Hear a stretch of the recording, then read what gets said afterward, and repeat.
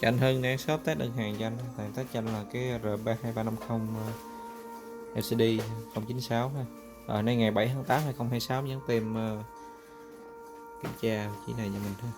Rồi, tiến hành ở đây ở trong cái mạch này nó có code mẫu hiện LCD sẵn ha, cấp điện vô nè.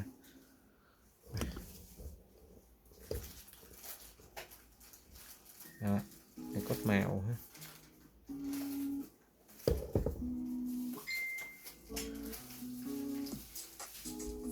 Đó, xanh đỏ vàng ha.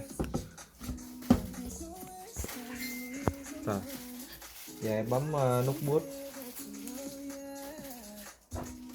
Đây, bấm nút boot thì ở trên đây, ở trên máy tính nó sẽ hiện cái ổ đĩa là RB2350 128M ha. Rồi, đây ngày 7 tháng 8 dán tem vị trí này. Rồi, đơn hàng xong, shop cho anh.